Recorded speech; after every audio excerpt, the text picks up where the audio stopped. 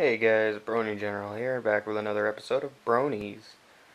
I know, I've been really up with the videos today, or I guess tonight. Depends on where you live. Uh, and before I get into this video, I just want to say, in case you're wondering why all the episodes of Bronies are just like this, it's just blackness. There's no light. It's because when it comes to series, I like things to stay consistent. Like, I don't like things to just jump around.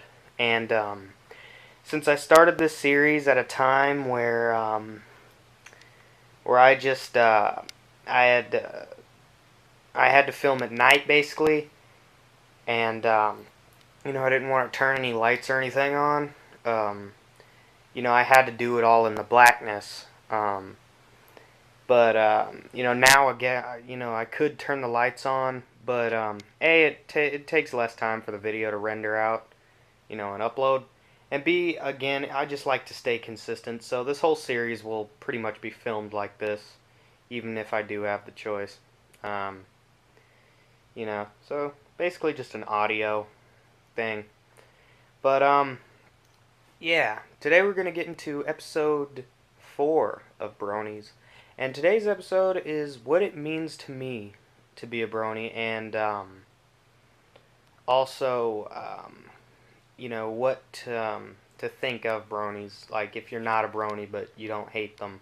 Like, giving you some insight on, a lot of just what we are and what we do. And so what does it mean to me to be a brony?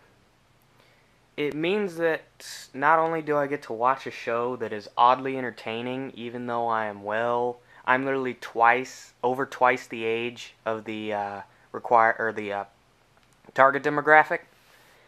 Not only do I get to watch that amazing show that is My Little Pony: Friendship is Magic, but I get to be a part of an amazing community that pretty much accepts you no matter who you are.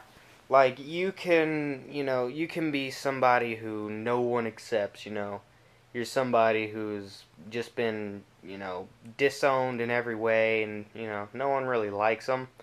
But if you go to the community that are us, bronies, we'll accept you. We don't care, We're so used to just getting, ridicule ourselves that really, it would be pretty stupid and redundant for us to judge other people. We're trying to end things like that, not start more of it.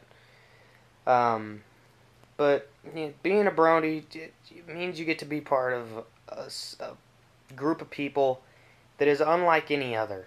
Unlike a lot of groups of peoples, like, not to point anyone out, but like certain game fandoms, like, for instance, well, let's go with Zelda, right? There's a pretty big fan group for Zelda. Those guys, they have really strict parameters. I've met a few people that are in that, fan group of people who love Zelda. Which, again, there's nothing wrong with loving Zelda. Zelda's a great game. The whole series is.